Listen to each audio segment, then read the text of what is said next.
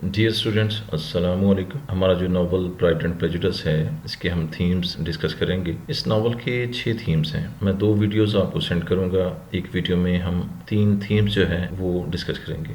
Themes کے بارے میں کہتے ہیں کہ themes are the fundamental and often universal ideas explored in literary work. Themes ایسے بنیادی اور کائناتی خیالات ہوتے ہیں جن کو ایک لٹریری ورک میں تلاش کیا جاتا ہے یا اس کے اوپر ڈسکشن کی جاتی ہے. پرائڈ اینڈ پریجوڈس کے جو تھیمز ہیں ان میں سب سے پہلے لو ہے، دین ریپوٹیشن ہے، class, family, integrity and the last one is gender. یہ جو 6 تھیمز ہیں ان کو ڈسکس کیا گیا ہے اس ناول کے اندر. اس پہلی ویڈیو میں ہم پہلے 3 تھیمز جو ہیں ان کو دیکھیں گے کہ وہ تھیمز جو ہیں وہ کیا ہے. پہلا جو تھیم ہے وہ لو کے بارے میں ہے، محبت کا تھیم ہے. اس میں جو 2 مین کریکٹرز ہوتے ہیں جو ہیرو اور ہیروئن ہیں ناول کے اندر، یہ اس کے بارے میں ہے. کہتے ہیں Pride and Prejudice contains one of the most cherished love stories in English literature. یہ جو ناول ہے اس کے اندر جو لو سٹوری ہے وہ انگلش کے ناولز کی بہترین سٹوریز میں سے ایک ہے. یہ جو ناول ہے یہ بیس کرتا ہے the courtship between Darcy and ایلزابتھ.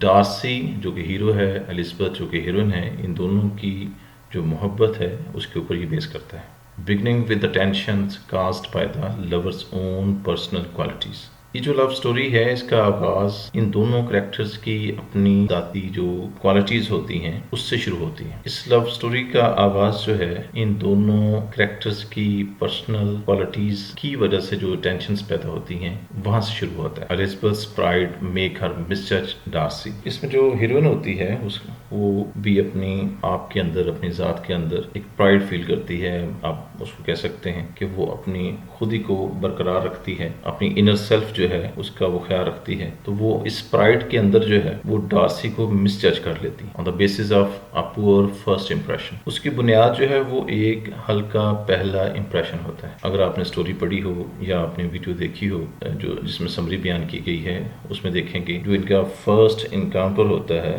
جس میں ان کی جو فرسٹ انٹریکشن ہوتی ہے وہاں پر جب ڈارسی ایلزابتھ کے ساتھ ڈانس کرنے سے انکار کر دیتا ہے تو اس وقت جو ہے وہ اس کا جو فرسٹ امپریشن ایلزابتھ لیتی ہے وہ یہ ہوتا ہے کہ جو ڈارسی ہے وہ ایک متکبر، گھمنڈی، مغرور انسان ہے. اس لیے جو اس کا فرسٹ امپریشن پڑتا ہے ہیروئن کے مائنڈ پہ وہ ٹھیک نہیں ہوتا. تو اس کی وجہ سے یہ ڈارسی کو مس جج کر لیتی ہے جو کہ باقی ناول میں جو ٹینشنز آتی ہیں اس کی بنیاد بنتا ہے. اس کی یہ جو مس ججمنٹ ہوتی ہے یہ ان کی لو سٹوری کی ٹینشن کی بنیاد ہوتی ہے. while Darcy's prejudice against Elizabeth's poor social standing blinds him. اچھا، دوسری جانب جو ڈارسی ہوتا ہے وہ چونکہ ایک امیر فیملی سے تعلق رکھتا ہے تو اس کے اندر ایک تعصب پایا جاتا ہے لوور کلاس کے بارے میں، مڈل کلاس کے بارے میں. ایلزابتھ جو ہے وہ مڈل کلاس سے تعلق رکھتی ہے تو اس لیے ڈارسی جو ہے امیر اشرافیہ سے تعلق رکھنے کی وجہ سے مڈل کلاس کی ایلزابتھ کے اگینسٹ ایک تعصب رکھتا ہے جس کی وجہ سے وہ اس تعصب کے اندر اندھا ہو جاتا ہے اور اس کی کوالٹیز اور جو کریکٹر کوالٹیز ہوتی ہیں ان سے بے بہرا ہو جاتا ہے. یعنی کہ اس کو اس کی کوالٹیز جو ہیں وہ نظر نہیں آتی. یہ ناول چونکہ جین آسٹن نے لکھا ہے تو وہ اس کے بارے میں ہے کہ Jain Aston main while poses countless smaller obstacles to the realization of the love between Elizabeth and Darcy. کہتے ہیں کہ آسٹن جو ہے اس میں بہت ساری سچویشنز کریٹ کرتی ہے، بہت سارے obstacles، hurdles، رکاوٹیں اس میں لے کے آتی ہے جن کی وجہ سے جو ہے ایلزابتھ اور ڈارسی کو ریئلائزیشن آف دا لو ہوتے ہیں. ان کو ان آبسٹیکلس کے بعد پتہ چلتا ہے، ان آبسٹیکلس کو کراس کرنے کے بعد پتہ چلتا ہے کہ وہ دونوں ایک دوسرے کو پسند کرتے ہیں. ان آبسٹیکلس میں چند ایک یہ ہیں کہ جیسے کہ لیڈی کیتھرین جو ہے ناول کے اینڈ پہ اگر آپ نے سمری پڑھی ہو تو اس میں لیڈی کیتھرین جو ہے وہ ایلزابتھ کے پاس آتی ہے کہ وہ ایلزابتھ کو مجبور کر سکے کہ وہ اس کا جو بھتیجا ہے ڈارسی اس سے دور رہے. تو جب وہ ایلزابتھ کو کنٹرول کرنا چاہتی ہے کہ وہ اس سے دور رہے تو اس وقت ایلزابتھ جو ہے اس کو اپنی خودداری کا احساس ہوتا ہے اور اپنے اندر جو فیلنگس اس کو محسوس ہوتی ہیں ڈارسی کے بارے میں ان کا احساس ہوتا ہے اور وہ اس وقت لیڈی کیتھرین کو انکار کر دیتی ہے کہ وہ کسی بھی صورت میں اس کی بات نہیں مانے گی، جس کی وجہ سے لیڈی کیتھرین جو ہے وہ ناراض ہو کے واپس چلی جاتی ہیں۔ ایک اور ہرڈل جو آتی ہے وہ مسٹر بنگلے کی جو سسٹر ہوتی ہے، مس بنگلے، اس کی جو متکبرانہ سوچ ہوتی ہے، اس کی جو شو آف کرنے کی عادت ہوتی ہے، اس کی جو دکھاوے کی عادت ہوتی ہے، اس کے اندر جو یہ گھمنڈ پایا جاتا ہے کہ وہ ایک امیر کلاس سے ہے، اس کو جو اپر کلاس ایلیٹ کلاس سے تعلق رکھنے کا جو تکبر پایا جاتا ہے، اس کی وجہ سے بھی کچھ ہرڈلز جو ہیں وہ پائی جاتی ہیں۔ In each case anxieties about social connections اور the desire for better social connections interfere with the workings of love۔ کہتے ہیں ان دونوں صورتوں میں جو الجھنیں ہوتی ہیں، جو کشمکش پائی جاتی ہے سوشل کنیکشنز کے بارے میں، جو معاشرتی تعلقات ہوتے ہیں یا معاشرتی تعلقات کو بہتر بنانے کی جو خواہش ہوتی ہے، وہ کیا کرتی ہے کہ وہ جو ورکنگز آف لو ہوتی ہیں، جو لو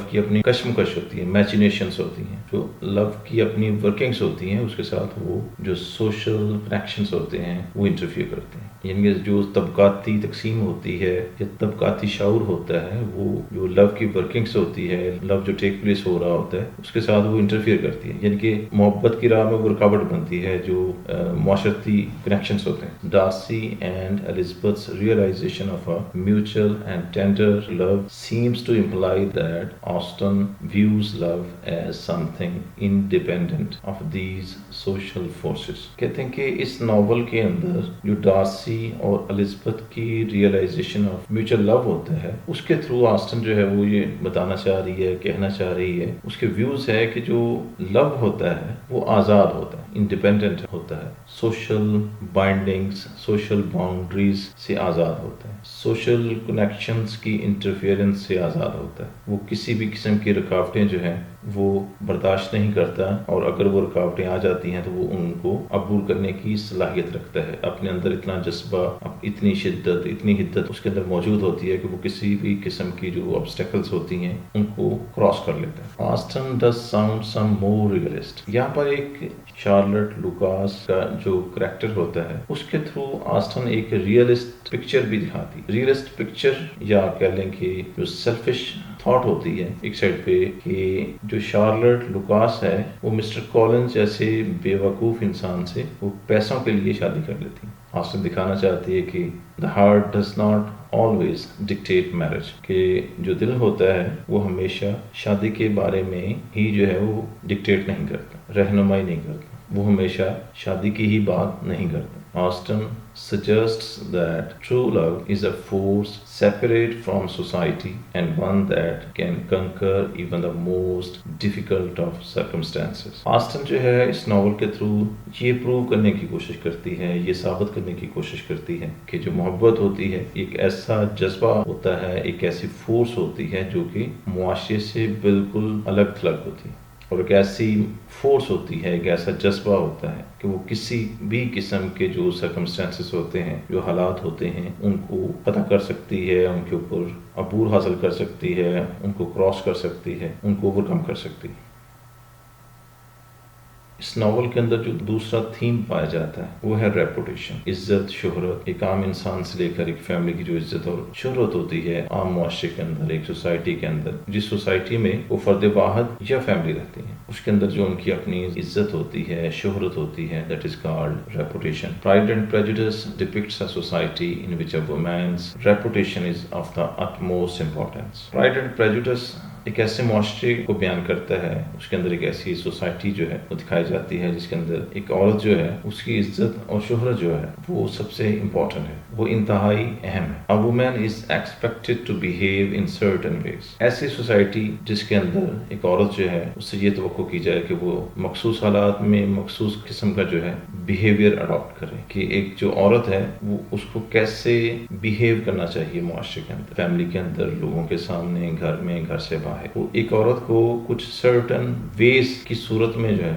باؤنڈ کیا جاتا ہے کہ اس نے جو بھی بیہیو کرنا ہے وہ سرٹن ویز میں کرنا ہے۔ معاشرے کے کچھ اپنے دستور ہوتے ہیں جس کے اندر آپ رہتے ہیں، وہ معاشرہ جو ہے وہ آپ کو کچھ چیزیں دیتا ہے، کچھ نارمز اینڈ ویلیوز ہوتی ہیں، کچھ کسٹمز ہوتی ہیں، ان کے اکارڈنگلی آپ اپنے معاشرے میں رہتے ہوئے بیہیو کرنا ہوتا ہے۔ جیسا کہ روسو کہتے ہیں کہ man is born free but everywhere in chains. انسان پیدا تو آزاد ہوتا ہے لیکن ہر جگہ پہ اس کو زنجیروں نے جکڑا ہوتا ہے۔ وہ زنجیریں آپ کے معاشرے کی بھی ہوتی ہیں، دین کی بھی ہوتی ہیں، اخلاقیات کی بھی ہوتی ہیں، مختلف قسم کی زنجیریں ہوتی ہیں جو انسان کو باؤنڈ کرتی ہیں کہ آپ نے اس طرح سے بیہیو کرنا ہے اگر آپ نے اس معاشرے میں اچھی طرح سے ایک ایڈجسٹیبل فیملی یا ایڈجسٹیبل انسان بننا ہے. ادروائز کیا ہوتا ہے کہ stepping outside the social norms makes vulnerable to ostracism. اگر کوئی عورت جو ہے وہ سرٹن ویز میں بیہیو نہیں کرتی، کسی معاشرے میں رہتے ہوئے، کسی سوسائٹی میں رہتے ہوئے، کسی فیملی میں رہتے ہوئے، کیا ہوتا ہے کہ اس کو اس معاشرے سے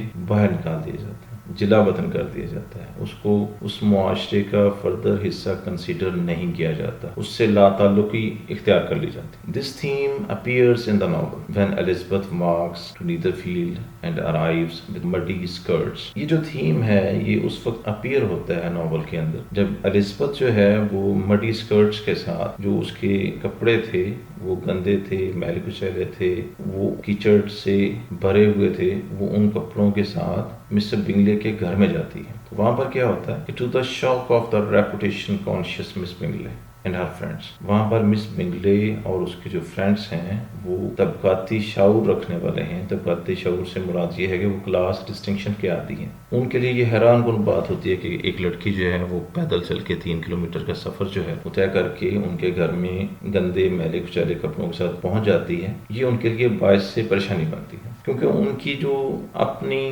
نارمس ہیں، ویلیوز ہیں، ان کے جو اپنے مینرز ہیں، فیملی مینرز ہیں، ان میں یہ چیز جو ہے یہ پسند نہیں کی جاتی، یا ان کے لیے حیران کن ہے کہ کیا کوئی لڑکی ایسا کر سکتی ہے کہ وہ 3 کلومیٹر جو ہے اکیلی پیدل چل کے آئے اور اس کے کپڑے جو ہیں وہ گندے ہوں، میلے کچیلے ہیں، اور وہ انہی میلے کچیلے کپڑوں کے ساتھ لوگوں کے ساتھ مل سکے. یہ ان کے لیے امپاسبل ٹو بلیو تھا، یہ ان کے لیے بلیو کرنا پاسبل نہیں تھا. At other points the ill-mannered, ridiculous behavior of Mrs. Bennet gives her a bad reputation with the more refined Darcys and Bingleys. ایک اور پوائنٹ پہ جو مسز بینٹ ہوتی ہے، ایلزبتھ کی والدہ ہوتی ہے، اس کی جو ریپوٹیشن ہے وہ خراب ہو جاتی کیونکہ وہ انسرٹن ویز میں بیہیو کرتی. وہ یہ نہیں دیکھتی کہ کس موقع پر کیا بات کرنی ہے. اس کی وجہ سے کیا ہوتا ہے کہ جو ڈارسیز اور بنگلیز ہوتے ہیں، جو اشرافیہ ہوتی ہے، امیر لوگ ہوتے ہیں، ان کے پاس اس کی ریپوٹیشن خراب ہو جاتی ہے. بیسک ریزن یہ ہے کہ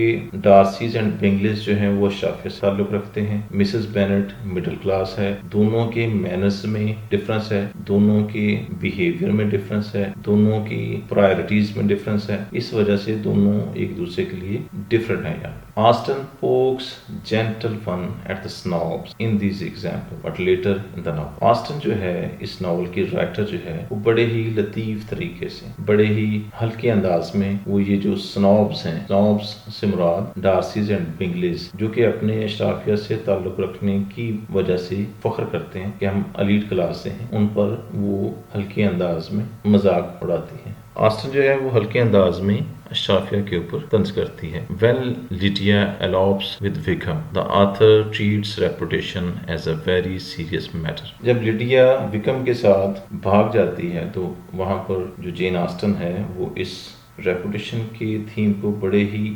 سنجیدہ انداز میں ڈیل کرتی ہے. By becoming Wickham's lover without benefit of marriage, Lydia clearly places herself outside the social pale, and her disgrace threatens the entire Bennet family. Without marriage, Wickham کے ساتھ لیڈیا کا رہنا جو ہے وہ اس کے لیے ایک باعث شرمندگی، باعث تکلیف بھی تھا، اور اس کو احساس ہو گیا کہ وداؤٹ میرج جو ہے اس کو گھر والے جو ہے وہ پسند نہیں کریں گے اور اس سے لا تعلقی کا اظہار کریں گے. اور اس کے اس ایکٹ کی وجہ سے اس کی فیملی جو ہے اس کے لیے بھی ڈسگریس کا باعث بن گیا، اس کی فیملی کے لیے بھی بے عزتی کا باعث بن گیا، شرمندگی کا باعث بن گیا. لیڈیا کے اس سٹیپ سے کچھ کویسچنز بھی ابھرتے ہیں. پہلا جو کویسچن ابھرتا ہے وہ یہ ہے کہ کیا لیڈیا کی ریپوٹیشن کی وجہ سے، لیڈیا کے غلط سٹیپ لینے کی وجہ سے کیا الزبتھ کی ریپوٹیشن بھی خراب ہوتی ہے اس میں، یا الزبتھ کی بھی ریپوٹیشن خراب ہونی چاہیے. دوسرا کویسچن یہ ہے کہ if Darcy's money had failed to convince Wickham to marry Lydia. Would Darcy have still married Elizabeth? अगर Wickham Darcy की बात मानने से इनकार कर देता कि मैंने शादी नहीं करनी, तो क्या Darcy Elizabeth से फिर भी शादी करता? The happy ending of Pride and Prejudice is certainly emotionally satisfying. ये जो नॉवल है, इसकी जो एंडिंग है वो जज्बाती तौर पर तो इत्मीनान मुहैया करता है, but in many ways it leaves the theme of reputation. लेकिन बहुत सारे तरीकों से ये जो रेपुटेशन का थीम है वो जरूर उजागर करता है। And the importance placed on reputation unexplored, और ये जो रेपुटेशन की अहमियत है उसको काफी हाईलाइट करता है, काफी उजागर करता है। इस नॉवल का जो तीसरा थीम है वो है class. The theme of class is related to reputation. Class का और शोहरत का आपस में काफी ताल्लुक है, in that both reflect the strictly regimented nature of life for the middle and upper classes in Regency England. ये जो दोनों थीम्स हैं इनके थ्रू दिखाया जाता है कि जो इंग्लैंड के अंदर सोसाइटी है वो काफी डिसिप्लिन्ड सोसाइटी, इंग्लैंड के अंदर जो सोसाइटी पाई जाती है वो काफी कंट्रोल्ड है, डिसिप्लिन्ड है। उसके अंदर कुछ मैनर्स हैं, कुछ मैनर्स का वो ख्याल करती है, कुछ सर्टन वेज हैं जिसमें फैमिली को, सोसाइटी को बिहेव करना है। कोई स्कैटर्ड किस्म की सोसाइटी नहीं है। The lines of class are strictly drawn. उसके अंदर जो है वो तबकाती तकसीम जो है वो बिल्कुल उजागर है, वो बिल्कुल हार्ड लाइंस में पाई जाती है, वो बहुत गहरी है। While the Bennets, who are middle class, may socialize with the upper class Bingleys and Darcys, they are clearly their social inferiors and are treated as such. जब Bennets, Bingleys और Darcys के साथ मिलते हैं, उनका इंटरेक्शन होता है, तो वहाँ पे उनकी इंटरेक्शन में जो एलीट क्लास है, जो एलीट क्लास Bingleys और Darcys हैं, उनको एहसास दिलाते हैं बेनेट्स को कि बेनेट्स जो हैं वो मिडिल क्लास से हैं, डार्सीज एंड बिंगलेज एलीट क्लास से हैं। उनकी इंटरेक्शन में भी ये बात पाई जाती है कि दोनों दो डिफरेंट क्लासेस से ताल्लुक़ रखते हैं, और जो बेनेट्स होते हैं उनको इसी तरह से ट्रीट किया जाता है जैसा कि लोअर क्लास के लोगों को वो ट्रीट करते हैं। Austin सैटिराइजेस this kind of class consciousness. जो जेन ऑस्टन है, ऑथर है, वो इस किस्म की तबकाती तकसीम का मजाक उड़ाता है, particularly in the character of mister Collins. खास तौर पर मिस्टर कॉलिंस जो है उसके किरदार में, who spends most of his time to adding to his upper class patron। Mister Collins का जो किरदार है उसमें वो क्या करता है कि ज्यादातर वो उसकी जो पैटर्न होती है लेडी कैथरीन, उसकी वो खुशामद करता रहता है। तो इस नॉवल के अंदर जो मिस्टर कॉलिंस का करैक्टर है उसके थ्रू वो तंज करती है जेन ऑस्टन जो है, जेन ऑस्टन मिस्टर कॉलिंस के करैक्टर के थ्रू तबकाती तकसीम के ऊपर बहुत ज्यादा तंज करती है। मिस्टर कॉलिंस जो है वो एक एक्सट्रीम टाइप ऑफ करैक्टर है, एक ऐसा किरदार है कि जिसमें तबकाती तकसीम बहुत ज्यादा वाज़ेह है और वो चापलूसी और खुशामद करके अपनी पैटर्न जो है उसको खुश करता रहता है। इस किस्म का जो मजाज है वो सिर्फ मिस्टर कॉलिंस में नहीं पाया जाता है, वो उसके अलावा जो बाकी लोग होते हैं, डार्सीज एंड बिंगलेस होते हैं, उनमें भी पाया जाता है। His conception of the importance of class is shared. Mister Collins का जो क्लास का कॉन्सेप्ट होता है, इम्पोर्टेंस ऑफ क्लास होती है, जो तबकाती तकसीम होती है, इसका जो कॉन्सेप्ट होता है डार्सी के अंदर भी पाया जाता है, क्योंकि डार्सी जो है वो डिग्निटी ऑफ हिज लाइनेज बरकरार है, वो अपने हसब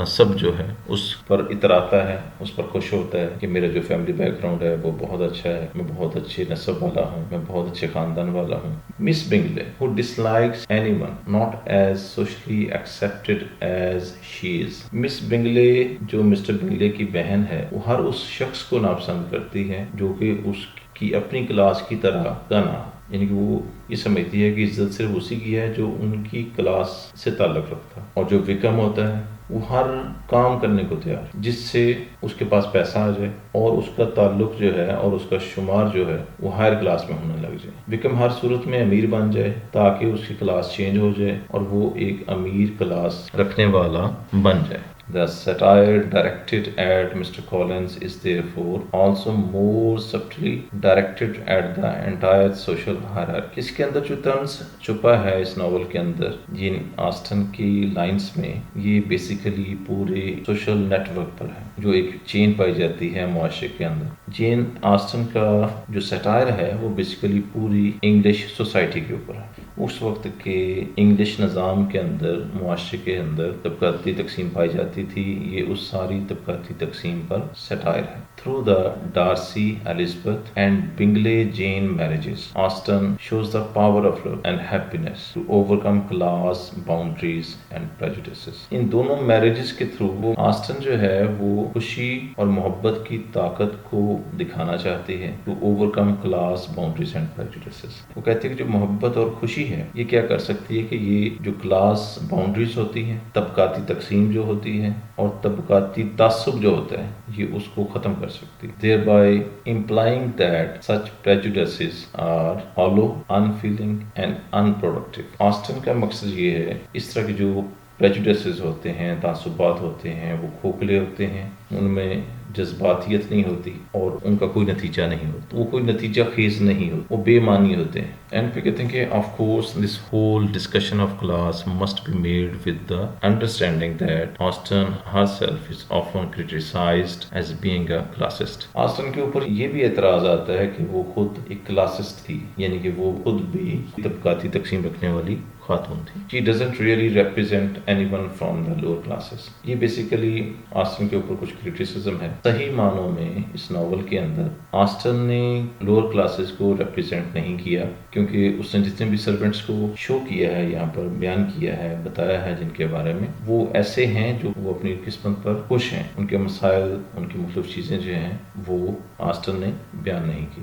Aston does criticize class structure but only a limited slice of that structure. Last یہ ہے کہ آسٹن نے کلاس سٹرکچر کو بیان کیا ہے لیکن ایک limited slice of that structure, ایک بالکل ہلکا سا ٹکڑا اس نے بیان کیا اس کے اندر. Okay, thank you very much.